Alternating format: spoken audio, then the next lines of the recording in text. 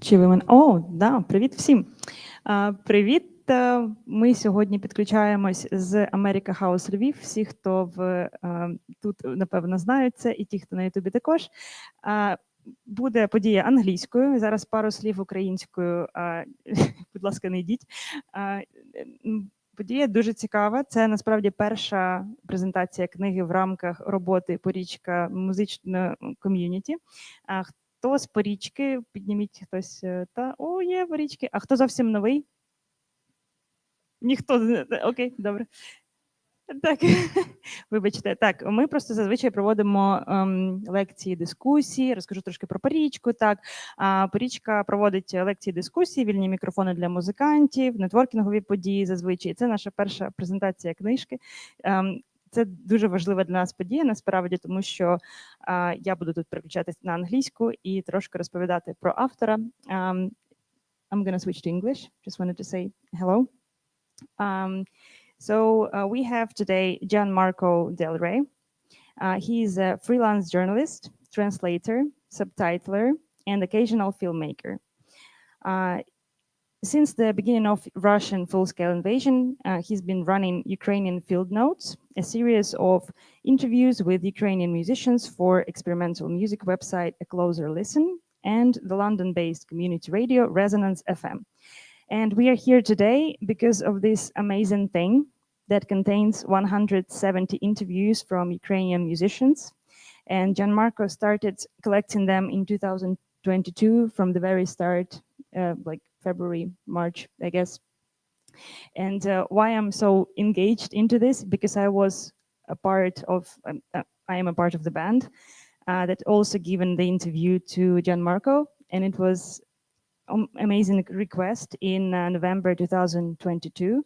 That's when I found out about your work and about what you're doing. I don't know how many interviews you had at that point, but I think like 50, 60 maybe already. And what I've noticed is that the questions that he asked were like very deep, and like I could see that he actually listened like to all our music. Like he found out about our history as a band before he was asking us questions, which is like really rare. I don't know, at least like to me when it happens. And I just wanted to highlight some of the questions that were like, I've spent like half a day answering them because they were like, I have to dig really deep in order to like answer them. One of them was, has the experience of lockdown prepared you in any way to face the current challenges of making music in the times of war? And actually, yes, so like this is like quite a complex question. Also, has the full-scale invasion had an influence on your motivation to make music or on your playlist? Also something that you can like dwell about for a long time. And one of my favorite ones, which like was very important at that point and still important now, is there anything about the way the war has been covered in the West that you find problematic? Which is like, I probably like put like a couple of like pages. Yeah, but it was like really important to me, like to be able to have a say as a musician, like to answer all those questions. And it was, I think, yeah, it was a really nice experience. Thank you so much for like giving word for musicians from Ukraine that stayed in Ukraine, that had to flee, that were internally displaced, for example. So I think it's very important what you're doing. Can you please tell us why you decided to do it? And like at this point, I think there is already 340 interviews that you did.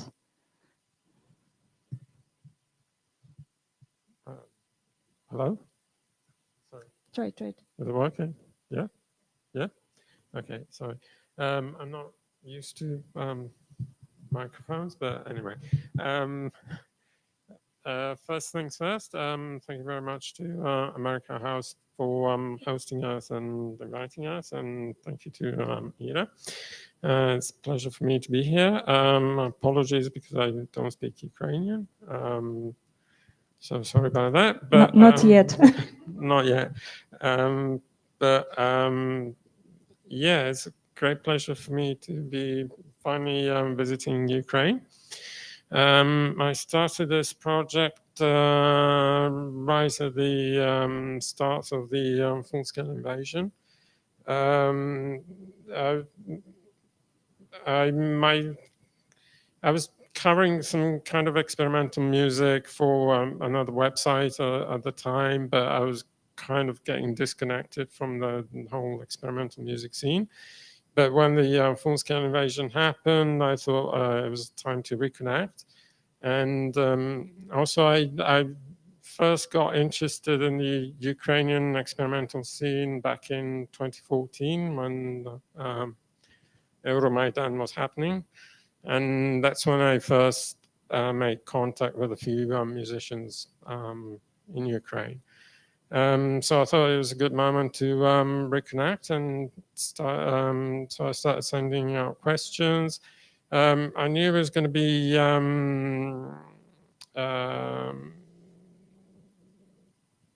big commitment because I knew it was going to be a long process.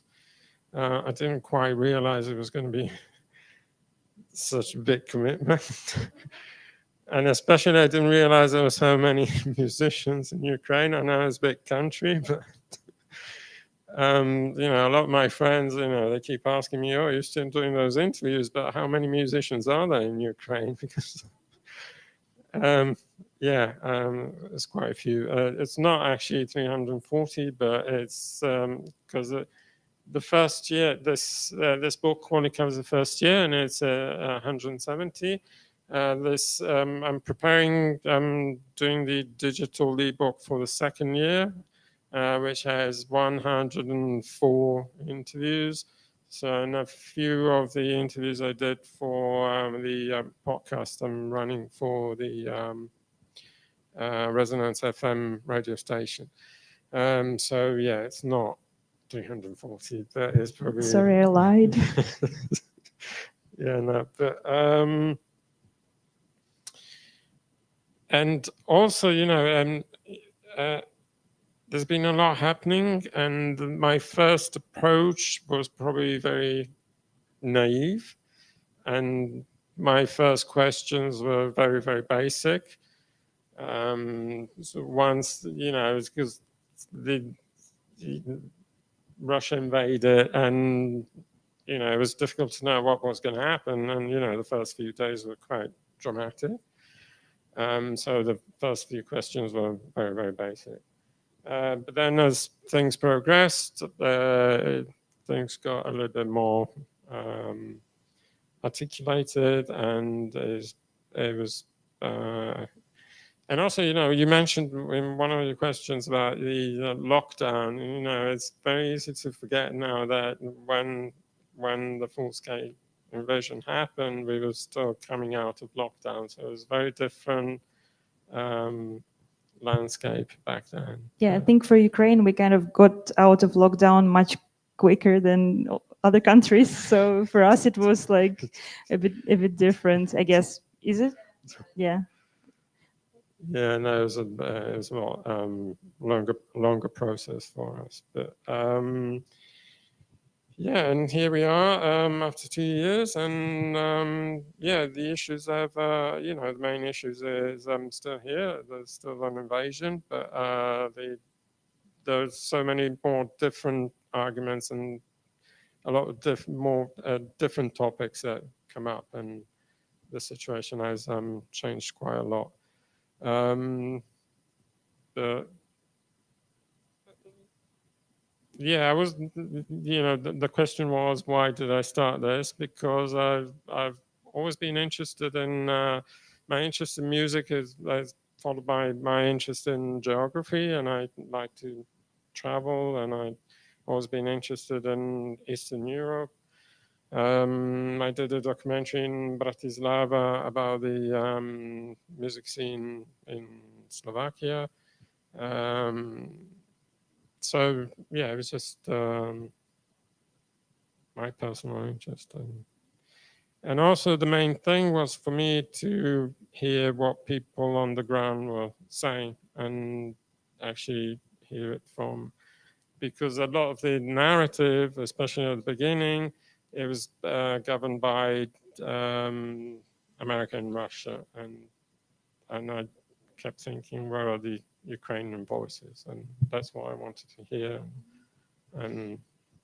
And I guess it's very important for us to hear that someone not from Ukraine is interested into telling our stories, because after this second already 2 years of full-scale invasion, we feel like people are tired of Ukraine, and the fact that you keep doing it and you don't stop gives us a lot of hope. I don't know, at least to me. Yeah, so it's a big deal, and that you you take these interviews, you ask really profound questions at this point. Maybe at the beginning they were basic, but at the point when you asked us, they were already really deep. And the fact that you then promote those interviews on Resonance FM based in London, or at your website, Closer Listen, it gives wider audience of foreign people who are interested in music. Basically you do cultural diplomacy, if we, yeah, I think it's a really big deal for us. And why do you what drives you? Are you going to finish when we win, or which is going to be great? For me, it's been an education. In a lot of ways, and I'm kind of a peace-loving lefty, and when the full-scale invasion happened, I had to question a lot of things in myself as well, and I find myself being in disagreement with a lot of people that I used to follow, especially on the left, which is a bit problematic for me, but I was more interested as well in the human side of the, and hearing the, stories, individual stories. So for me, it wasn't important to go after the big names or anything. I was very happy to talk to someone on SoundCloud who had 5 or 7 followers, as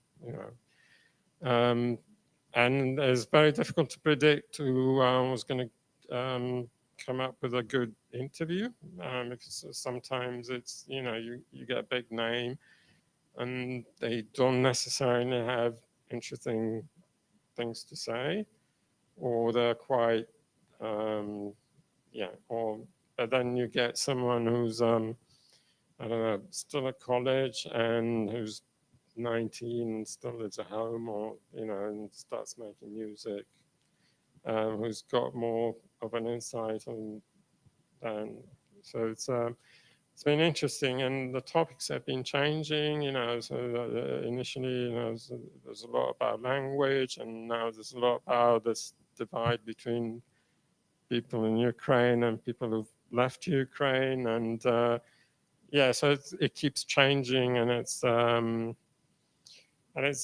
interesting to explore. At the moment, I'm kind of researching. I would like, because I've got so much material, so many interviews. After so many interviews, I quite like to not draw some conclusions, but to kind of see what comes out of all these discussions.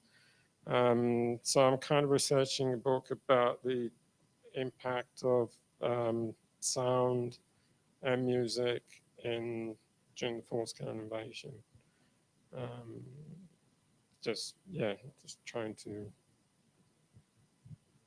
pull some of the different threads together and try to make a cohesive narrative. Yeah. Narratives. That makes sense. Yeah, I think you can make a whole research based on so many interviews. I think, it's it's a lot of data to analyze and then draw some conclusions. So I wanted to ask about how you got in touch with Ivan from Sistema label in Odessa, because this book is it's your Unite project that you made together, right? And the compilation of the songs as well that came together with the book. Yeah,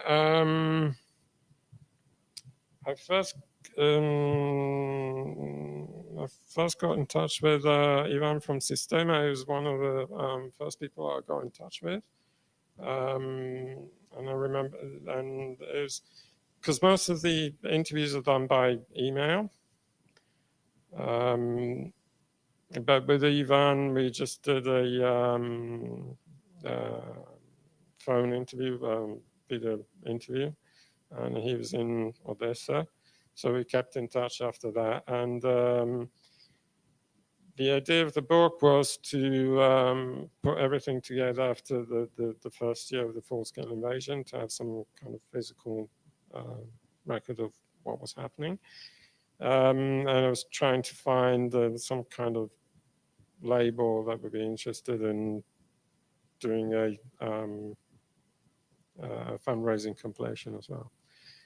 There were different options and different, but I wanted everything to be in Ukraine, so have a Ukrainian label, and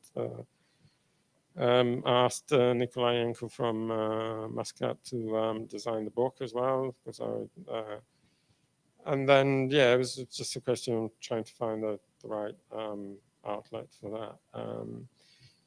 I was also in talk with the people from Gasoline Radio, who were initially going to be releasing it as well, but then Gasoline had to basically close down because of lack of funds. So that was a bit complicated. It was in that period of time where they didn't know whether they were going to carry on or not.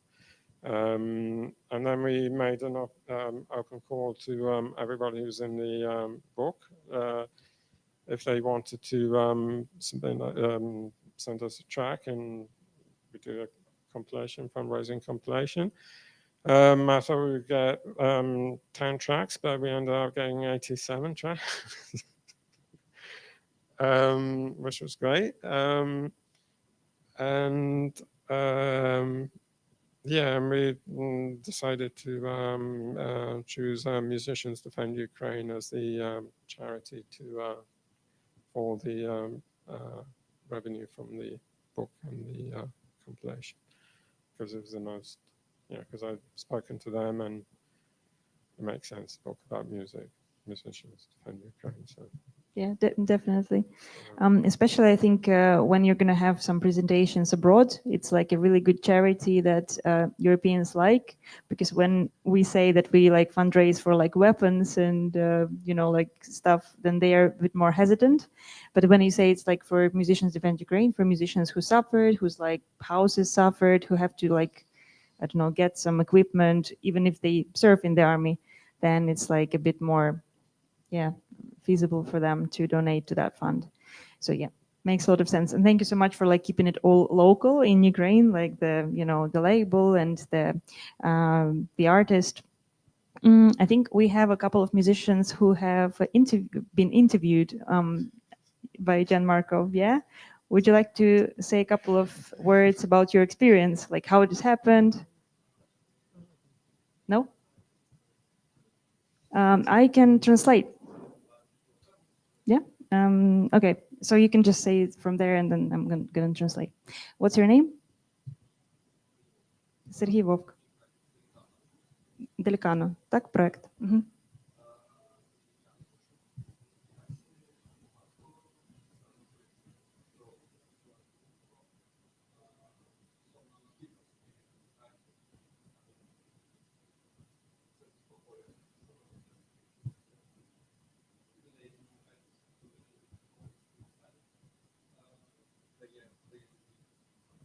I'm very appreciative of the work of Gianmarco, and thank you so much for including so many musicians. The amount of the musicians that you included is insane.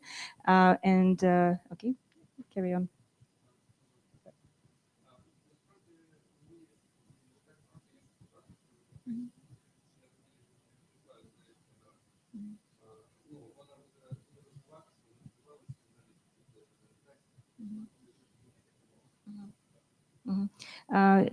To to be honest, I'm not very worried about music industry in Ukraine because it has been developing in under any circumstances, even after under repressions. Yes, is it cool? In the past, yeah. So.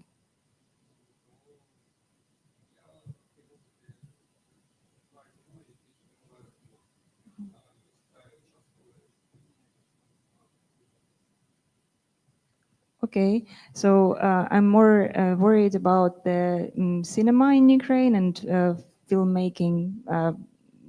Yeah, so filmmaking in general. I'm looking forward to the times when in Ukraine they start making films about nothing. Like Antonioni.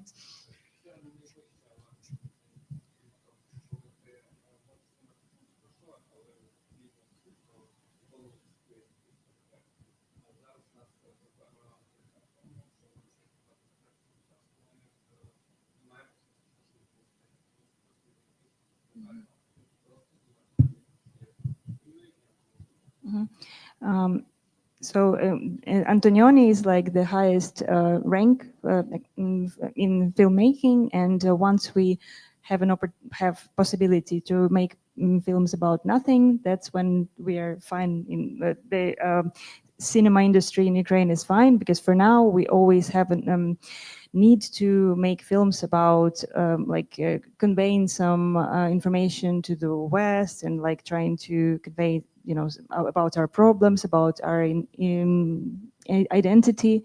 And once we have an opportunity to make films about nothing, just like I guess observational films.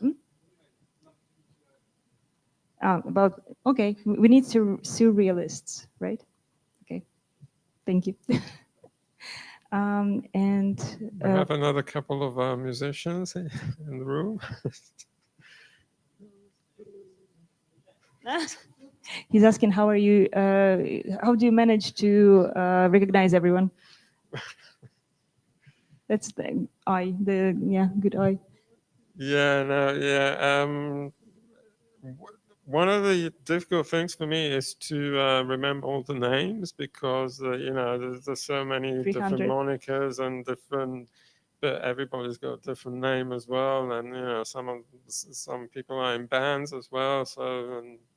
So yeah, so I apologize if I don't remember the names, but yeah, visually, yeah, I can probably do recognize, but yeah. So I don't know if.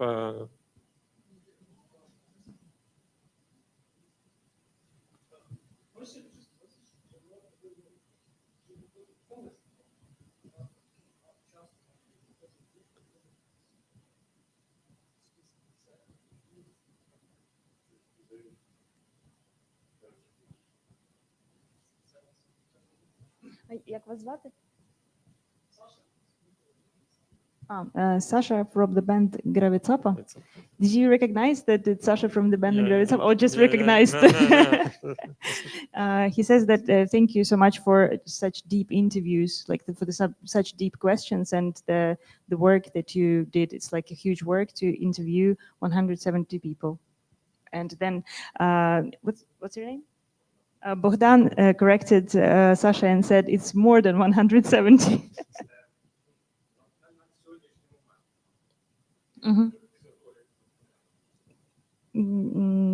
Там в книзі 170, але ще друга книга буде, і там ще 104, як ми сьогодні дізналися. I'm sorry, just explaining the formalities. Так.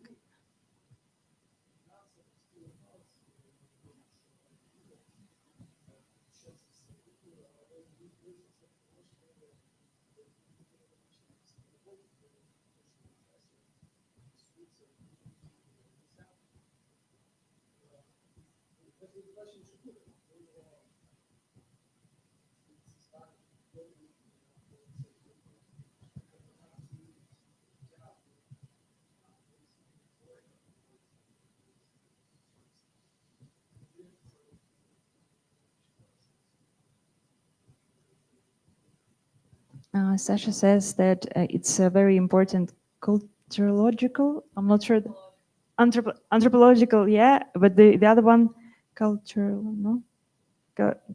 Культурологічний. Cultural, okay. Sorry, I'm a new translator, so like I don't have this profession yet. So,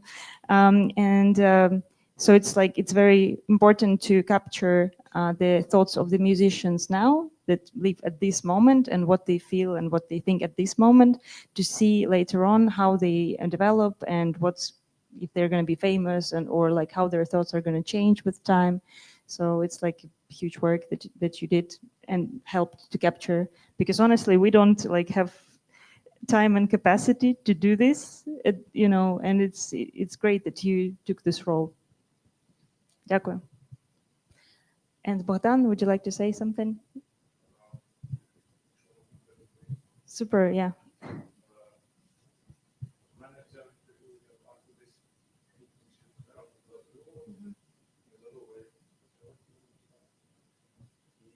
Сьогодні Gianmarco сказав, що на початку його питання були трохи наївні, але мені зразу здалося, що питання серйозні і глибокі. Я просто не думав, що це йде так подалі. Він сказав, що це аж стільки часу, і це просто не виступ. Сьогоднішній момент продовжує. Дійсно, його дослідження це дуже важливо. В історичному плані просто.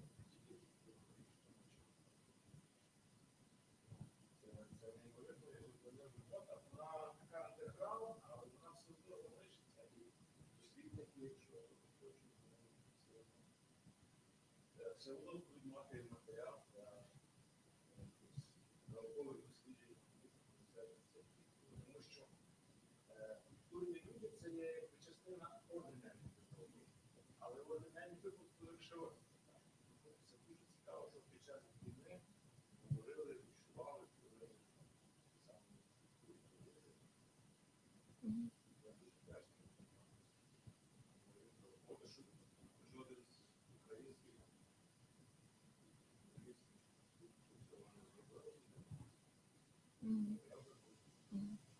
Okay, I'm gonna try to remember everything.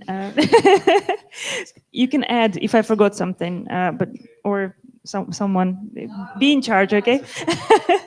Okay, so Bogdan says that he doesn't think that your interview questions were basic at first, because you took his interview in April or May 2022, and he thinks that questions there already were like really deep and serious, and like he appreciates the questions that you had.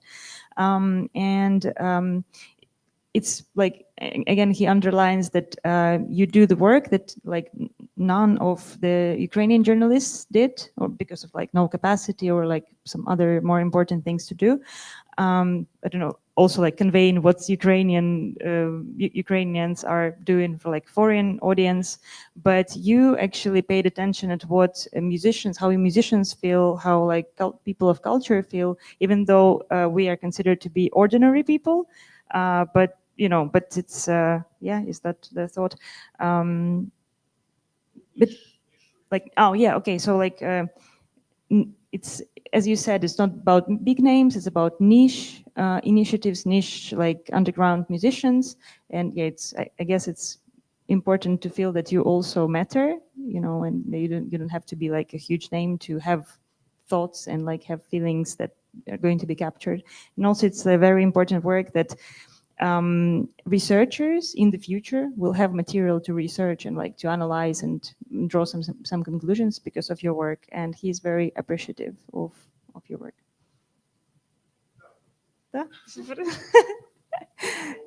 Thank you. I'd like to add a couple of things. One of the things that was important to me right from the very beginning was to have the date of the interview and the place where the interview was taking place, because I thought it was a good record of just showing the progress, because I think I say this in the introduction, then it kind of reads like a diary of the full-scale invasion. And especially at the beginning, you know, there were so many people that were displaced, and I thought it was important to record that, the fact that, you know, so many people had to be displaced, and also I wanted to kind of map out the music scene in Ukraine.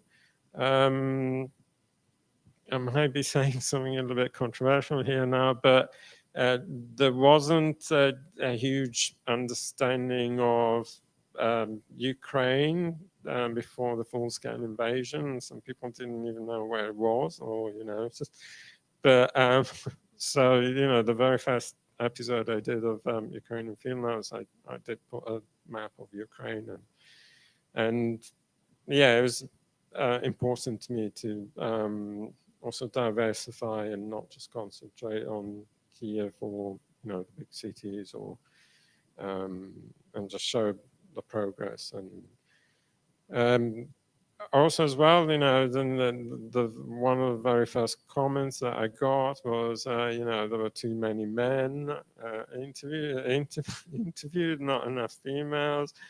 But especially at the beginning, that was because most of the women were actually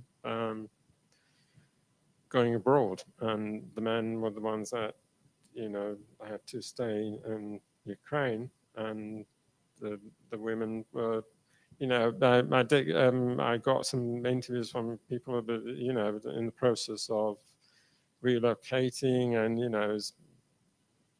there was a lot of that displacement and dealing with that. That was but I did try and get some kind of balance in that respect as well. But yeah, and I also have a question for you as well, because when I was putting together the book, some of the people objected that maybe in a couple of interviews there was some kind of controversial statements from some of the musicians. Like there was one interview where one musician was openly saying, do not support Ukraine, but do not support Russia either. So saying, but that was problem. He was from Donetsk or Donbass, and that interview came out on the website, and some people were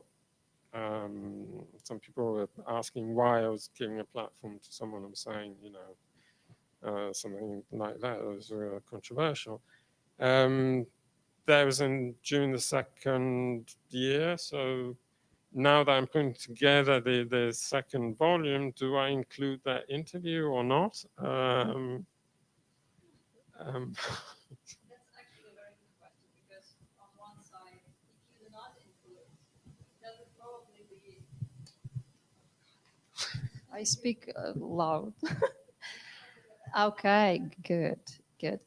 So from my perspective, on one hand, if you do not include it, that means like you kind of consciously clean it up. And on the other hand, if you do include it, it lies, the responsibility of understanding what's going on lies entirely on the reader. So I don't know, if I had to make a choice, I would probably include it, because it also says how diverse, I guess, some people are in this. And I guess it needs, I don't know, maybe a commentary or something for this particular interview. But I don't know, probably other people have other opinions about that. Anyone wants to say their opinion on that? Debate. Let's do debate. Yes. Sorry. Standing. So I think you should include it, because it's 1 against 101. So I guess, yeah, it's okay. It's a nice percentage. And by the way, I'm also kind of a musician. You interviewed me as a part of Curl, I'm God. Olena. Yeah. Oh, Yeah, you probably Oh, remember God. because my bandmate made this huge, like, oh God, yeah, yes, this yes, yes, long of course. 2-page essay about what Westerners don't understand. Oh, yeah, sorry I didn't recognize you. Yeah. Thank you. I think that question was the most important, like for, yeah, yeah, the same. Also, on the kind of Yeah. the same topic, in this book, one of the musicians that I interviewed was a young bloke from Mariupol, who, when I interviewed him, he was in Russia, but because he had to leave Mariupol, and he ended up in Russia. And some people did object to that as well, and are saying, well, he's in Russia, and he's saying, one of the things he said is, I don't know what to believe anymore, and all that kind of stuff. So some people question why that interview was included. He was clearly someone who's suffering from, like, probably, I don't know, a lot of you from, yeah, or, post-traumatic stress disorder. Yeah. And in one of the latest interviews that I did, most recently, is coming out at the end of the week, is from one musician, and it's the first time that I hear this. He's saying that people should start thinking about negotiations and diplomacy, and so things I think are changing slightly, but. Is it going to be controversial? I don't know, but My personal opinion, when you put it like just one of it, like one interview on your website without any other interviews, then it's like might sound, and if the person only reads this one interview, they can have a wrong impression. But if you put it in the book and you have like 200 interviews that say like all the things, I don't know, that we support, and a couple of interviews like this, you can see the bigger picture. Yeah, and then like those two are just like two offs, interviews. So I don't know, like in a context, it sounds like, the person can make their own judgment based on like how much they read. Yeah, but when it's just one on the website, then yeah, I don't know, like it's a complicated one. yeah, it's But after all, it's like an interview of a particular person. It's a specific person answers these questions. So the responsibility of these ideas is entirely on this person. And that's when the reader has to decide whether he or she supports or wants to dispute and, I don't know, pull the hair out of this head. So I don't know. I mean, to me, I think I would include them all, because I think it gives a bit of a broader range of different opinions. Because I'm not saying that you all say the same things, but on certain topics, there is a general line and common opinion of everything that's going on. But for readers outside, or for people outside Ukraine, I think it's kind of interesting getting as well different ideas or different opinions coming out of Ukraine, I think. Because otherwise it might read just like a propaganda piece. So there's that risk as well. But I don't know, it's a bit tricky at times to...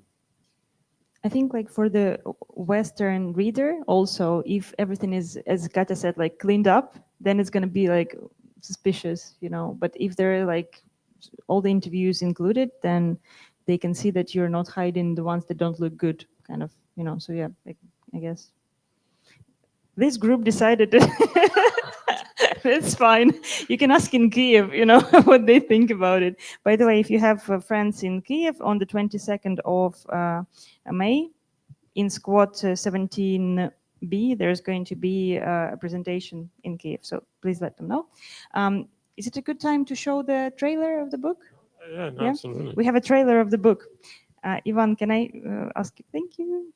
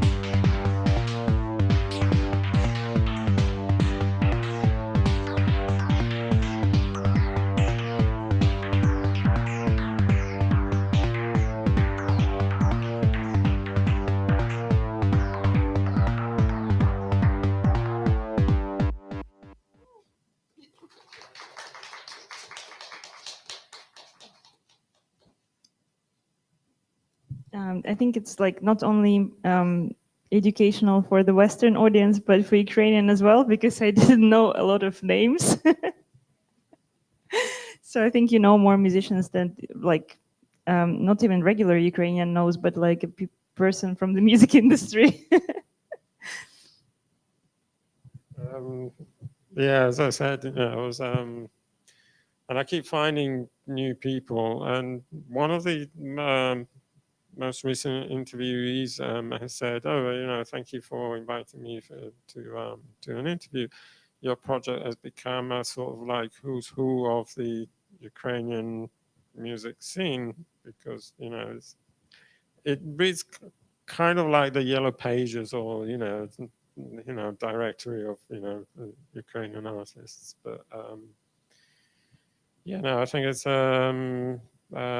interesting moment for Ukrainian musicians, and there have been a lot more opportunities, I think, in a way, especially through something like gathering radio, giving voice to so many new names, and has been, you know, the fact that no international artist came to Ukraine. You know, there are a few people coming, but it just meant that there were more opportunities for local talent to be able to come center stage and find an audience. And also, you know, I think a lot of Ukrainians have started listening to more Ukrainian music as well. So if we have to find positives, maybe, you know, that's one of the positives that has come out, I think. Yeah, maybe, I guess. Do you have any plans of seeing any concerts while you're in Ukraine? Well, am I going to see La Cabraca on Sunday? That's a good choice. And yeah, I'm going to Kiev next week. So I don't know if anything's happening in Kiev that anyone knows that they will. Yeah, I Want to think like recommend if you have any specific recommendations for yeah, oh yeah, okay, yeah.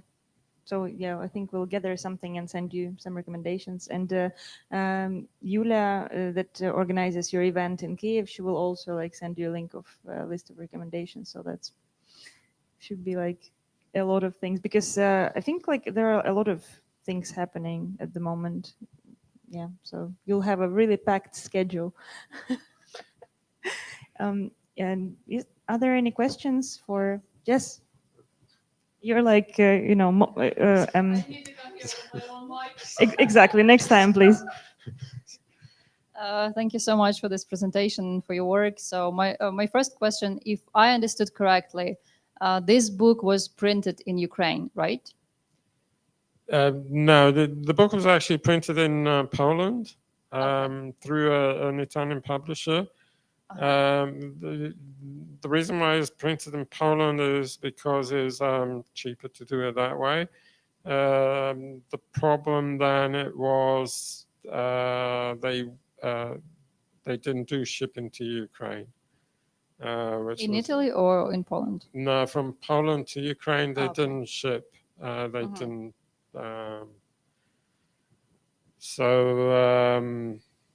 Yeah, that was another problem. But yeah, no, the design was done by a Ukrainian musician. And, Okay, so if that was published by Italian publisher, right? Or you said well, it's kind of self-published. Okay, Yeah, because my question was like self-produced, if there was any problem with publishing this book through publisher, like, you know, the publishing house, not like self-publishing thing, but like through publishing house. And then my next question, do you plan to pitch this project to any publishing house in Europe, anywhere? Yeah. To be honest, I was going to do that, but that's like, you know, that's like another job, finding a publisher and all that kind of stuff. And I thought it was important to get it done, you know, while it was, you know, current, because, you know, this covers the first year of the full-scale invasion. So finding a publisher and all that kind of stuff, it would meant that it probably would have come out a lot later, and then maybe it wasn't relevant anymore. But yeah, I'm hoping to write a book about, you know, as I was saying earlier, about that, drawing all the different experiences together and just doing something about sound and music and during the full-scale invasion, because there are books about music and warfare in with the war in Iraq, or, you know, even with, you know, there's a lot of material there, but there's, as far as I know, there still there's nothing, you know, about Ukraine, at least at the moment, in terms of publications. Okay, thank you. And you know, I also did this project because it was something that I was interested in reading myself, but nobody was doing it, so I thought, okay, I'll do it myself. Because you know, when the war in Yugoslavia happened, and you know, Bosnia and all that kind of stuff, I thought, you know, it would have been nice for me to be able to read something about that, but nobody has done it as far as I know. So yeah, I wanted something to be there in case.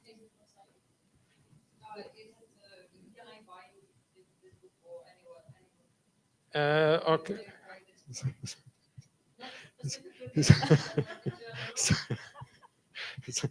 It's actually on sale on Bandcamp.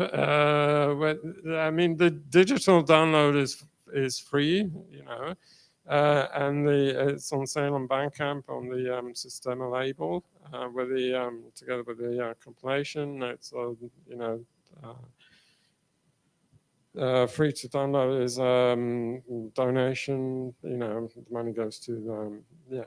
There are a number of physical copies. The problem is that when you know, this is distributed by Sistema, the label that was based in Odessa. The Vanya and from the label who did a very good job in putting the compilation together, has since relocated to France. And one of the things that we didn't realize is the shipping costs from France are incredibly high for some reason. But if the book had been published in France and it was a French book, shipping costs are very, very low. But because this is in English and it wasn't printed in France, so shipping costs are quite high.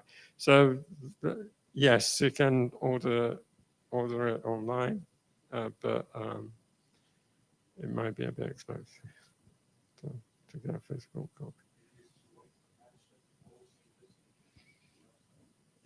Yeah, all the interviews are online on the website Closer Listen.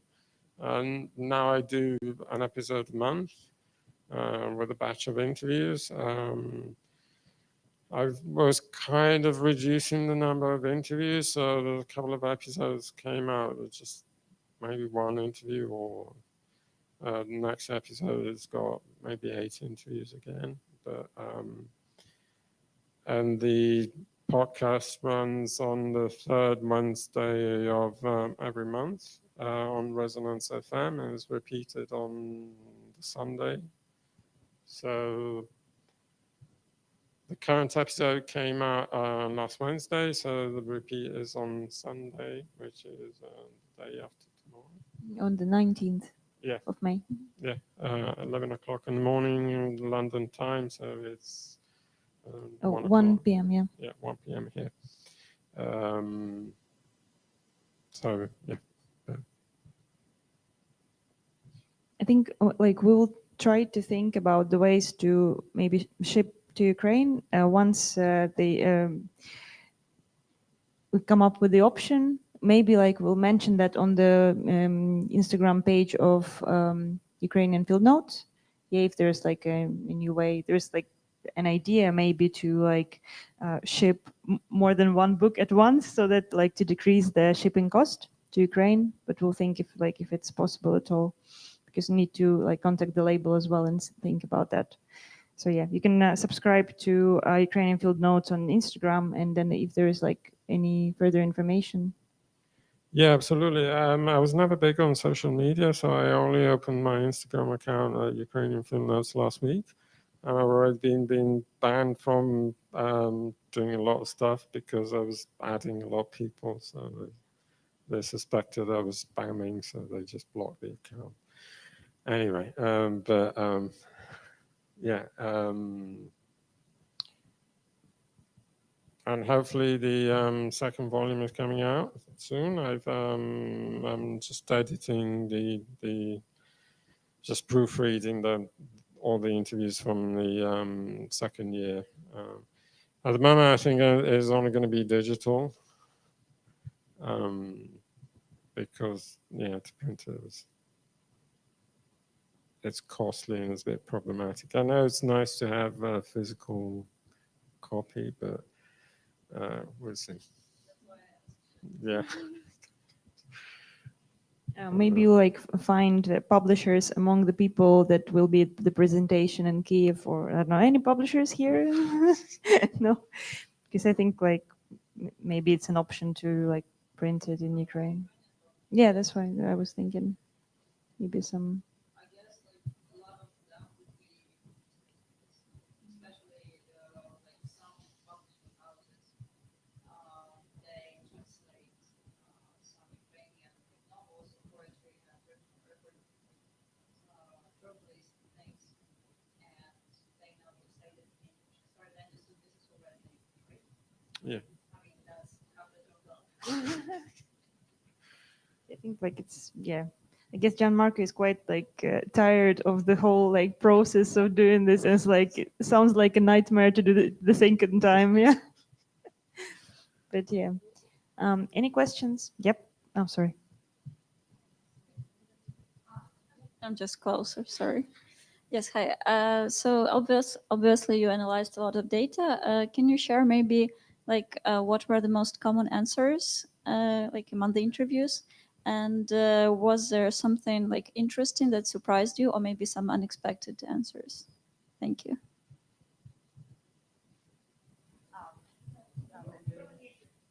Okay.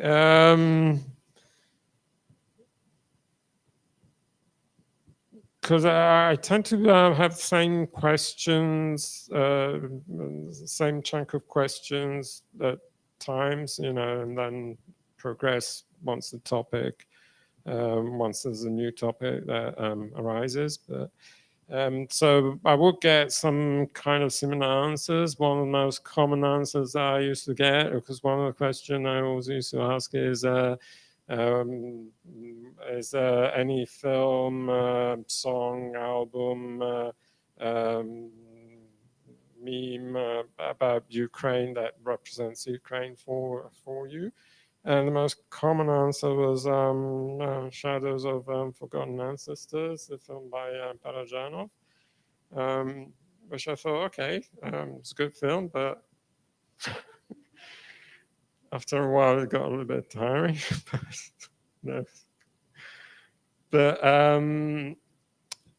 the other thing I find kind of interesting is, because the other question I ask is, what the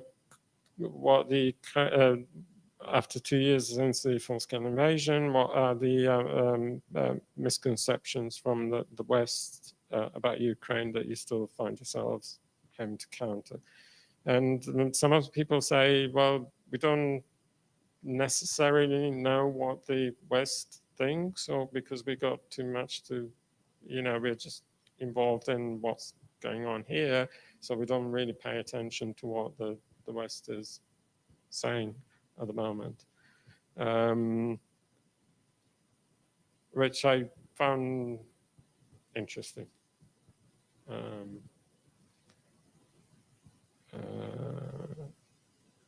But yeah, so some of the things I keep learning is like, it's like this thing about this divide between people who stayed and people who've left. It's not that it's surprising, it's probably very understandable, but it's probably not something that you might, or I might think, because it's very easy to think, oh, it's all one big happy family, and probably everybody knows each other, and you all get along with each other and stuff like that. But yeah, it's probably not the case. But it happens everywhere and anywhere. So.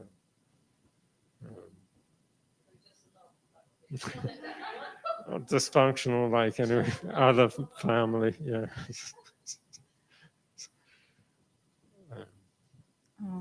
Okay. So when you started the project, Did you feel that you were missing out on something? If you did, what was it? And how did it affect the process? And how do you make interviews now? Did it affect the way you interview people now? Did it change from 2 years ago? Yes, I think, I mean, initially I think I was very naive, and, I did,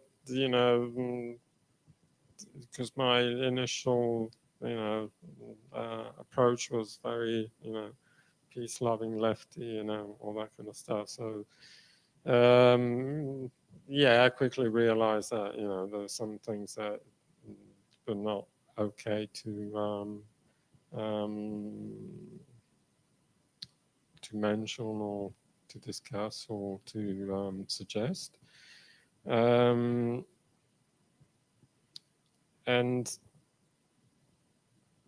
I think now my interest is shifting more, on the role of sound specifically, and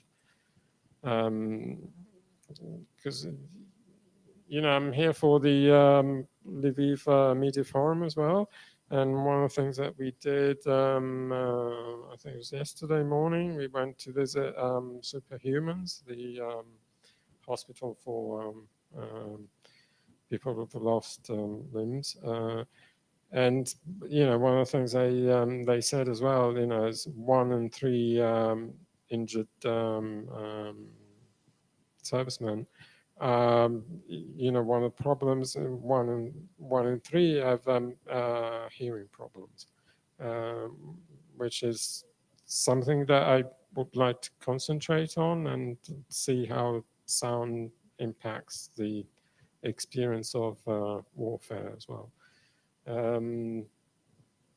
Because, you're all used to air raid alarms, and, and also that's why one of my current recurring questions now is, do you find war sounds that are included in music tracks like the air raid sirens, and do you find them triggering, and that kind of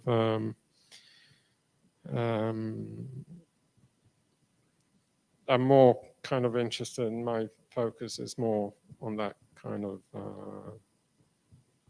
topic. I don't know if that answers, but. No, it's great answers. Thank you. So, hello.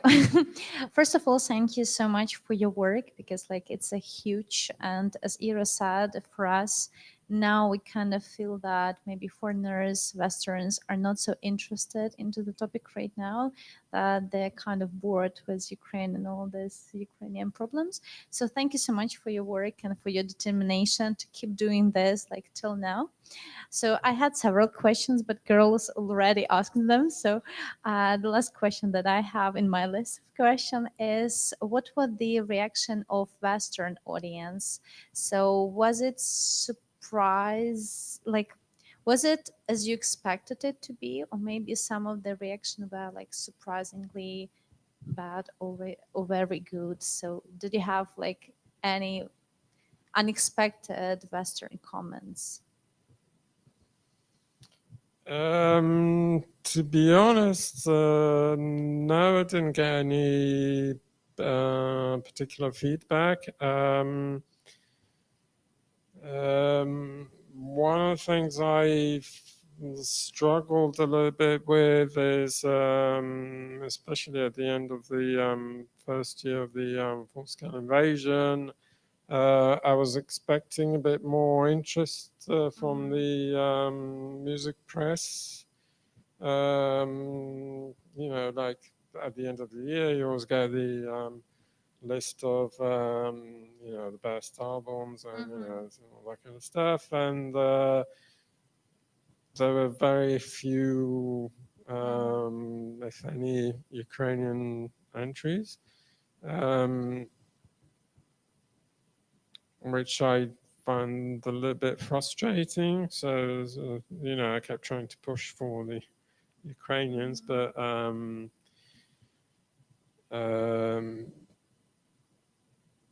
yeah, so that's and when the book came out, yeah, I was trying to get the press interested, and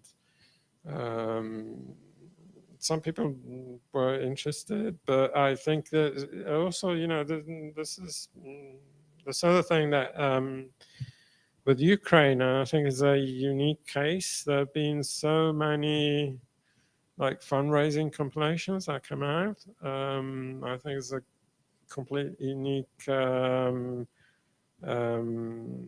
know, hasn't happened in any other case as far as I know.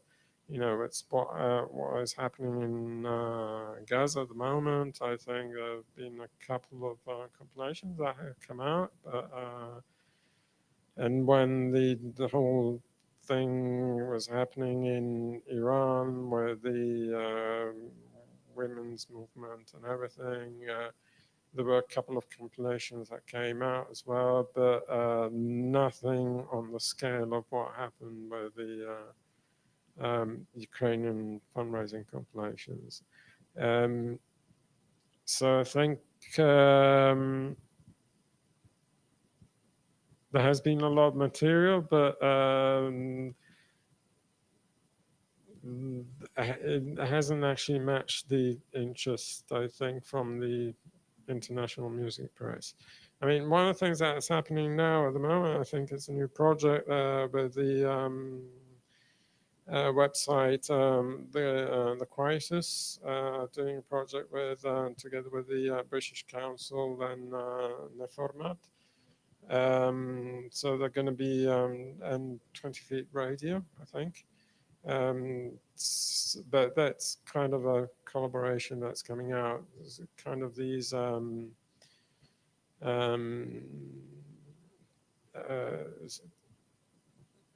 where there's some kind of financial investment from the European Union and, you know, other organizations. But in terms of the press,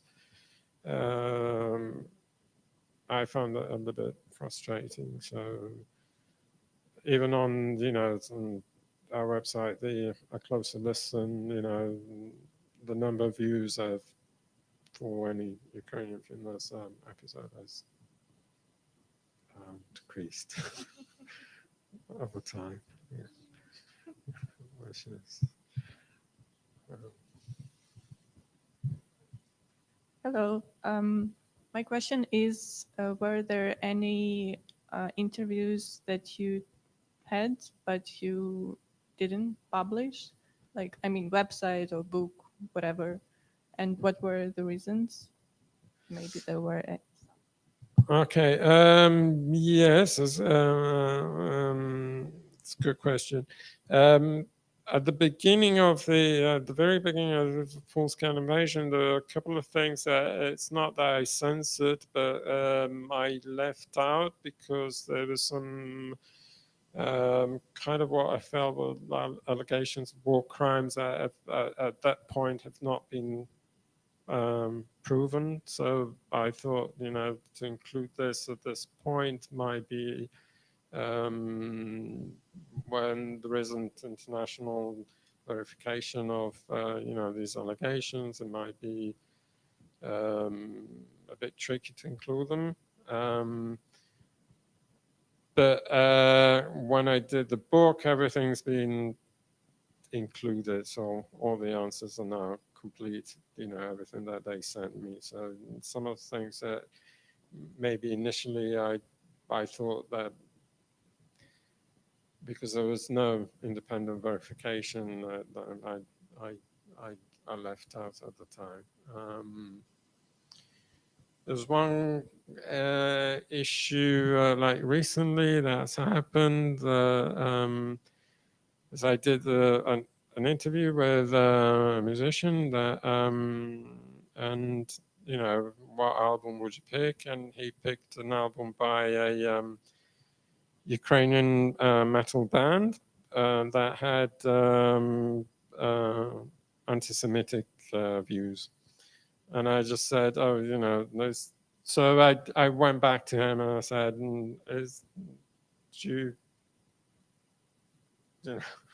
what is your position on this? And I said, oh, you know, that was so long ago, and then they since retracted their, you know, position, or they corrected and clarified. I'm not going to name names, but in the end, he said, you know, okay, you know, I can pick another album if you think, you know. I said, you know, I'm happy for, you know, to put this band that you chose, but, you know, be aware that it might be problematic because, you know, one of the narratives is still going on, you know, Ukraine, it's, you know, Nazi and all that kind of stuff. So if you do pick a band that used to have those kind of ideas, it might, you know, be controversial. But he was happy to pick another band, and, you know, it wasn't about their views, you know, it was obviously about their music, but in this context, it was going to be, yeah.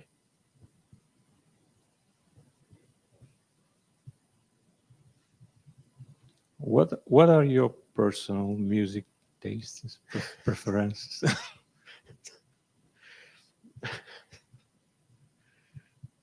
That's a good question.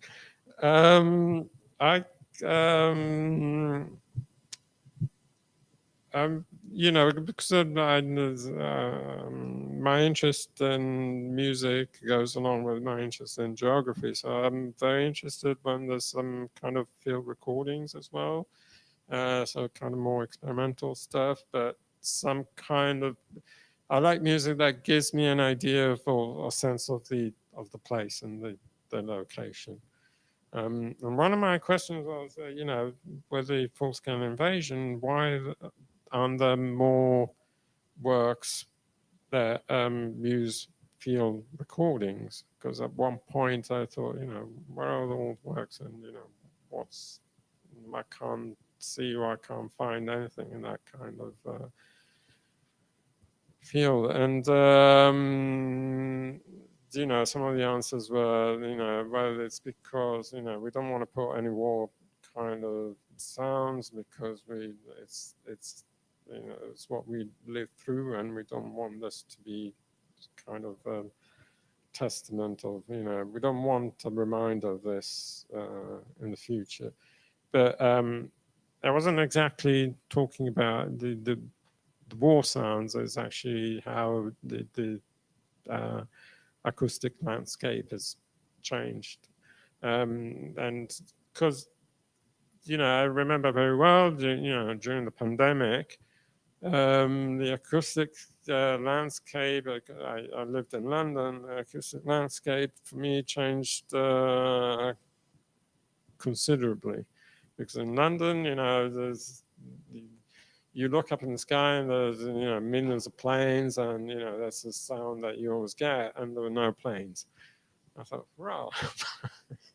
but it was also, you know, it was a very different environment, you know, and people were working from home, so you heard people having work Zoom conversations with the open windows and everything. So it was very different, and I wanted to kind of get an idea of what if the acoustic landscape had changed in Ukraine as well. So that's kind of what I was, is what I'm more interested in. Is that kind of yeah.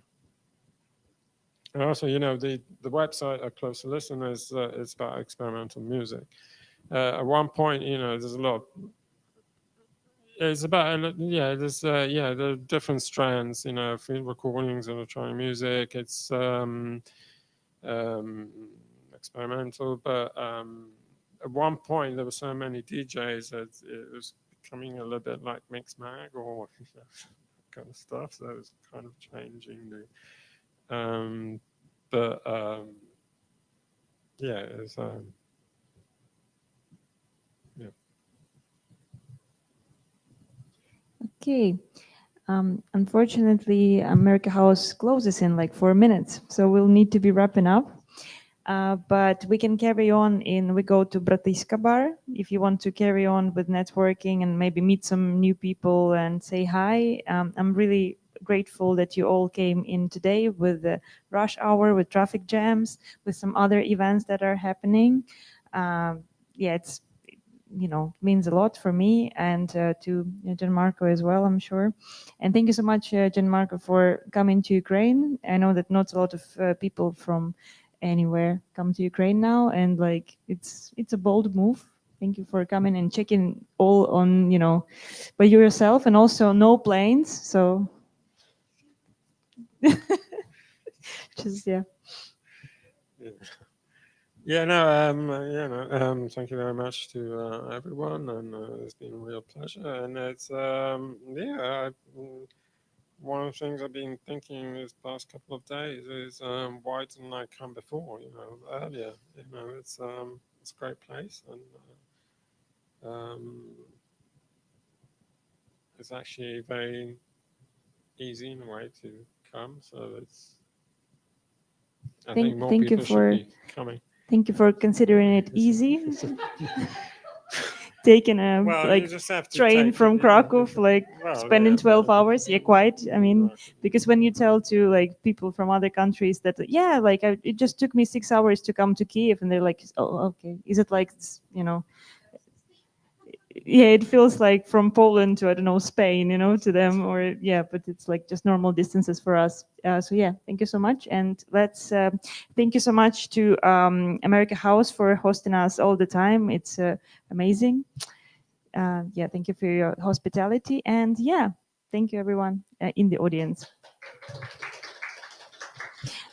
Again, in Kiev, May 22, please invite your friends for the presentation. Sorry, Gianmarco is laughing, but it's a very important thing, okay? Okay, thank you.